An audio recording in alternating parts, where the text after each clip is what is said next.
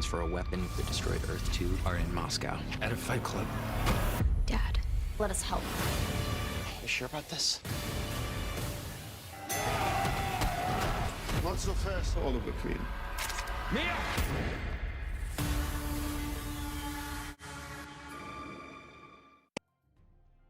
Hey guys, what is up? It is me, Pagey, here once again with another video on Arrow Season 8, the final season. Yes, let's start crying. So, just a quick warning, there is actually no episode next week. So the trailer you saw at the beginning of this video is for the next episode, and we're not getting it in about, what, 6 or 5 or maybe 7 days time, depending on when you're watching it. We have to wait another week. There's no special event or anything as to why we're waiting a week. I think it's just to line up with Crisis, because Batwoman and Supergirl are taking a week off before Crisis, and Arrow and Flash will be on that week. So I think that's just why they're having a break now. So there's the reasoning. Yeah. But obviously last episode we saw the fallout from the previous episode, where of course we saw the future people come back to present day thanks to the Monitor. Even though I don't think that was fully explained in the episode that was the reason they got brought back.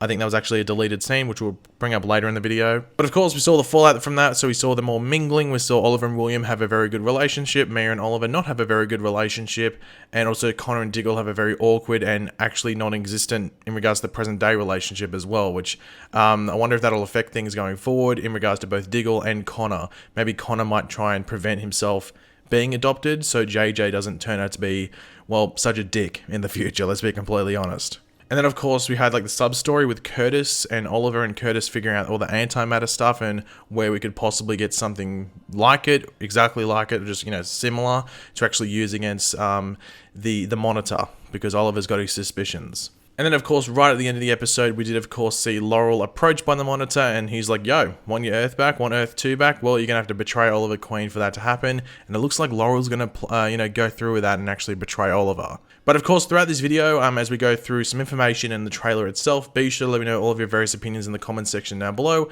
Interested to see what you have, whether they're theories or just opinions. And, of course, if you're going to enjoy the video and you just want to support the channel, why not drop a like on the video to go and do that. But quickly, we will quickly go over the... Does that make sense? Anyway, quickly, we will go over the synopsis or description for this episode, as it does give us a bit more context as to what is possibly happening.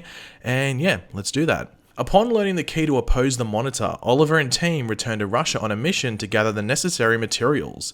Diggle reunites with a figure from his past. Now quickly, the original synopsis that was released initially actually had Connor reunites with a figure from his past. That was just a mistake by the looks of it from someone at the CW or people that handle these descriptions. And yeah, it was changed to Diggle, so it will be Diggle in this episode that does all that. But yeah, let's go over the trailer right now. So the opening shot, which is obviously at the opening of the trailer, seems to be a silhouette of Laurel. We don't see Laurel at all in the trailer, I'm pretty sure, but I'm pretty sure this is a silhouette of her. This is most likely setting up what she does throughout this episode. This could be right at the beginning of the episode as well, but this obviously will bring up the question, what is Laurel going to do to betray Oliver that plays out in this episode? Because we saw it at the end of last episode, it will play out in this episode. I think that's pretty obvious. They wouldn't leave us hanging for 2 or 3 episodes in regards to that ending. And I would have to say it probably has something to do with the mission that Oliver is on in this episode. Something to do in Russia. Whether this silhouette has... or takes place in Russia is another question. I would say it most likely does. So what I'm guessing that Laurel does here is probably what Monitor tells her to do, because it was a big question around whether she gets to decide how to betray Oliver or she has to do something specific that the Monitor wants her to do. And I think it's going to be the latter. Like the Monitor's going to go, yo, this is what you have to do. If you do this, I'll help you out. And maybe, well, he won't say maybe, but in his head he's probably thinking maybe, maybe not, bring back your Earth. So it seems like the Monitor's told her to go to Russia, either to maybe give away the plan around the antimatter thing that Oliver and whoever's going with him, which we'll go over in a second, going to do in this episode, as to like their plan of attack or specifically what they're getting. Or maybe Laurel might just straight up take what they're meant to be trying to get early on, and then Oliver and team are pretty much just going there for, well, in their head a reason, but once the mission's done, they realize, oh wait, we got nothing. Or it could be a bogey or something along those lines. So I think that's most likely what Laurel's doing in this episode, but I think we might see it play out in the first handful of minutes, and then maybe Laurel won't be in the episode after that, or maybe towards the end. This will bring up a big question around, or big issue around Laurel going forward, especially if maybe she doesn't get what she wants, or maybe Oliver might understand why she was doing it. But also it's important to remember the Monitor is trying to help them. Oliver just thinks it's the Monitor that's an issue because he's misreading the League of Assassins records when it's most likely the Anti-Monitor that's listed there, sorry. But he's, going ahead and just believing that it's the Monitor. So maybe that might get resolved in this episode. It's for us to wait and see.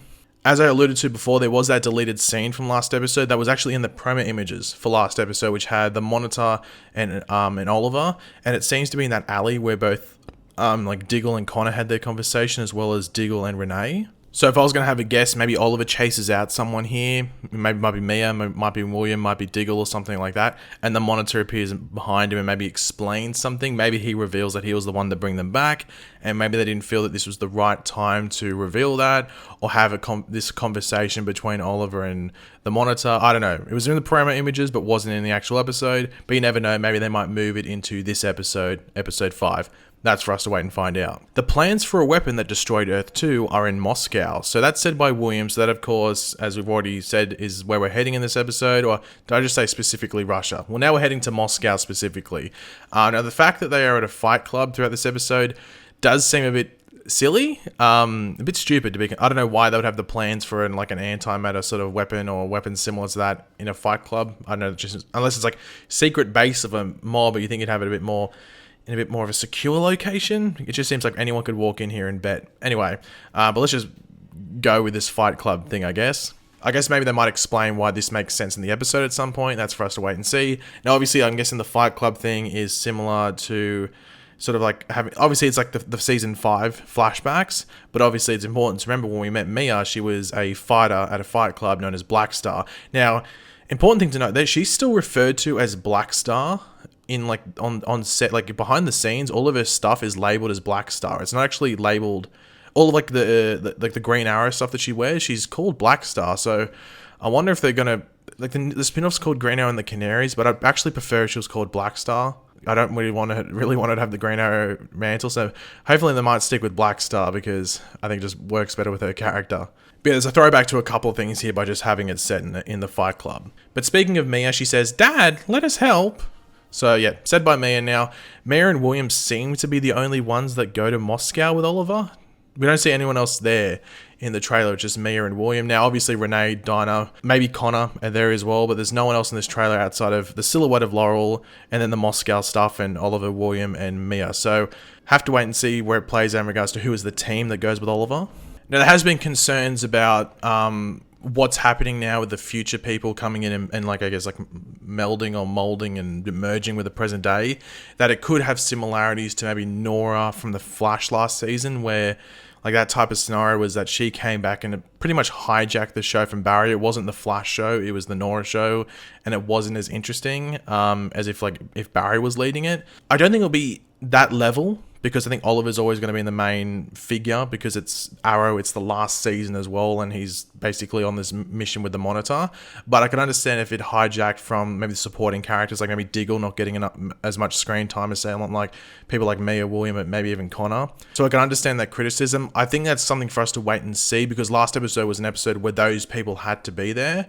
But obviously they want to sell this spin-off show as well, which is going to feature at least Connor as well. They haven't said anything about William, but I'd assume he's in there if Connor's there, unless William dies. I have no idea. So a lot, and even JJ, the future Deathstroke, is in the spin-off pilot as well, the backdoor pilot in episode 9.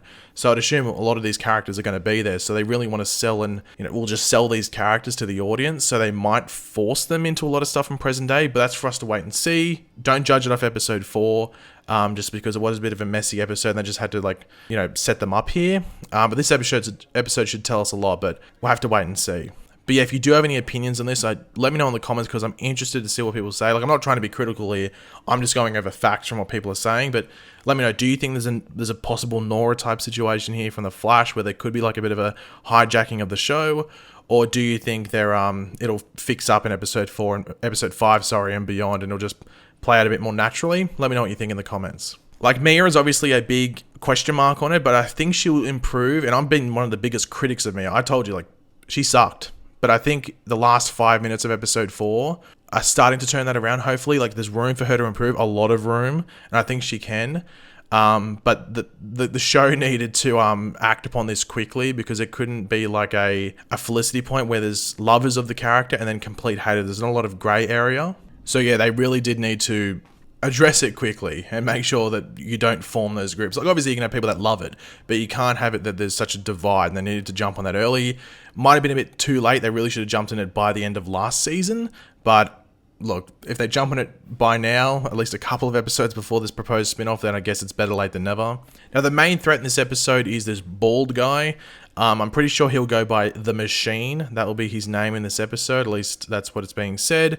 Now, he seems to be in charge of all this Fight Club stuff. We do see like the cage fight with Mia and Oliver versus some dudes. It's probably to maybe show that they're on the same level or something, which wouldn't be the case because all Mia said was that she got trained by Nyssa Al Ghul, but Oliver killed Ra's al Ghul, so there's no competition there. But this bald villain does shoot his gun. He goes, bang, bang, bang, look at me, I can shoot a gun. Now, many people think, and were even tweeting me, saying, oh, well, Pagey, Mia's going to die in the next episode. She gets shot in the trailer. But if you pay attention, he shoots his gun at Mia, but it seems that Oliver has actually jumped in front of the bullet to stop it hitting Mia. Like, he sort of grimaces, and Mia isn't looking over at Oliver, which he would have been to like the left of her. She was looking like straight, like up, as if she's looking at Oliver's face. So yeah, Oliver's jumped in front of the bullet, so it will be interesting to see what happens there in the next couple of episodes, or the episode following, or even just in this episode. Now, as I mentioned earlier, we had the monitor with Laurel, and a lot of people I think are maybe overthinking the monitor. I don't like a lot of people are like, oh, well, this has to happen, but everything he's doing has a reason, some of which, and the guy that played the monitor even said, like, some of it might not even be revealed until Crisis as to certain actions he made. But I think the one he did at the end of last episode was a pretty obvious one. Oliver's trying to get stuff that could wipe out the monitor, so the monitor's like, yo, I'm trying to save the multiverse, or at least try and keep some of it intact. Laurel, can you go do this so I don't have to stop Oliver myself? So, and try and intervene there. So the monitor, that's monitor's reasoning for that most likely. But the guy that played the monitor said that, yo, some of it's not going to be revealed until Crisis. So something seems a bit odd and off about the monitor. Don't go, oh my god, the monitor is actually the anti-monitor. That's not anti-monitor's abilities. He can't just shapeshift into the monitor, because that'd be pretty overpowered. So just let it be, and just wait for the episodes to play out, because they said everything would be explained, or at least heavily hinted as to why he did certain things in the past. So yeah, don't overthink the monitor's actions. But yeah, guys, that's pretty much all we have to go over, I think, in this video. If you enjoyed it, it would be awesome if you could drop a like on it to show support. Let me know in the comments section down below your various opinions on what we went over. And of course, if you are new to the channel, make sure to subscribe. And yeah, I'll catch you guys later. Goodbye.